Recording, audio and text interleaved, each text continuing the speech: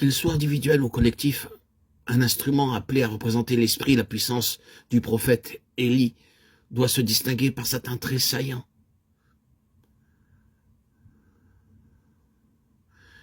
Nous sommes au clair sur l'exemple que Dieu nous propose. Élie n'a fait aucun compromis. Sa dépendance était uniquement de Dieu seul, en toutes choses. Il avait la capacité de transmettre à l'entourage quelque chose de cette plénitude qui n'est autre que la vie même de Dieu. Il était en communion avec Dieu dans les actes de la vie courante. Il avait la connaissance de sa pensée et collaborait avec lui pour provoquer par la prière l'exécution de sa volonté. Il avait un zèle consumant pour son honneur et sa gloire. Toute suggestion d'intérêt personnel était exclue sans examen. Joie profonde et sereine de savoir que c'est lui qui règne. Tel était son lot, telles étaient ses pensées. Et que le défi des forces adverses n'aboutirait jamais à la longue qu'à leur propre confusion. Ce sont là les caractéristiques qu'avait Élie. Et ce sont là les caractéristiques que le peuple de Dieu doit posséder aujourd'hui. Ouvrez votre Nouveau Testament, regardez l'Église des premiers jours. Vous les y trouverez ces traits-là.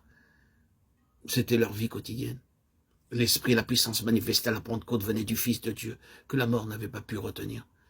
C'est un Seigneur tout-puissant qui a repris sa place dans la gloire et qui est maintenant à la droite de Dieu. Et ceux qui le représentent sur la terre, il les associe désormais à la puissance de son trône.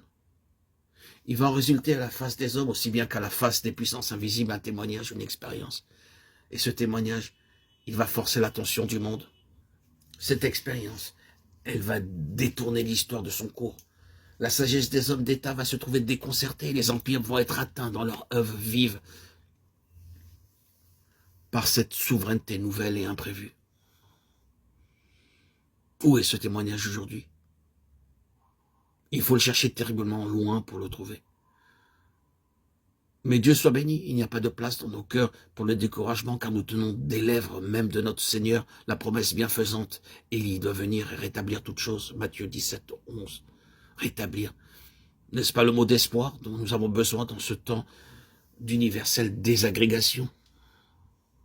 Oui, nous les reverrons, les œuvres de Dieu, nous les reverrons. Avant que le jour de l'Éternel arrive, ce jour grand et redoutable, l'Esprit et la puissance d'Élie seront de nouveau manifestés. Le témoignage de Jésus tel qu'il est, quand c'est la puissance du Saint-Esprit qui lui donne corps, nous l'aurons de nouveau parmi nous. Ce ne sera pas quelque chose qui en imposera extérieurement. Mais dans le domaine spirituel, à cet arrière-plan du monde où se prépare la destinée éternelle des hommes, ce sera une force déterminante et sans concurrence. Quelle promesse pour ancrer notre foi! Quel argument pour les intercesseurs! Une promesse, oui.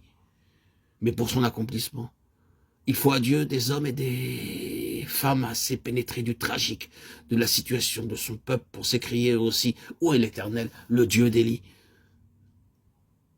Assez persévérants aussi pour remonter 7 fois sur la montagne, mettre la tête entre leurs genoux pour implorer de Dieu les ondées souveraines.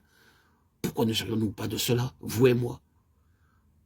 Est-ce que nous attendrons que Dieu en suscite d'autres? Ne laisserons-nous l'honneur de vaincre sans nous? Ce n'est pas une personnalité isolée qu'il lui faut, c'est un ensemble, c'est un corps, c'est une unité de combat spirituel formée d'éléments multiples et divers, mais qui ne savent obéir à personne sinon à leur chef. Il y a place pour nous dans ce corps, si nous sommes prêts à calculer la dépense, à payer le prix, à clouer au bois notre vie personnelle. En 2 mots, à laisser se préciser dans toute notre personne les caractéristiques qui marquèrent autrefois la carrière d'Élie. C'est l'appel de Dieu qui cherche à vous atteindre. Ce n'est pas le nôtre. Personnellement, nous n'avons aucune autorité.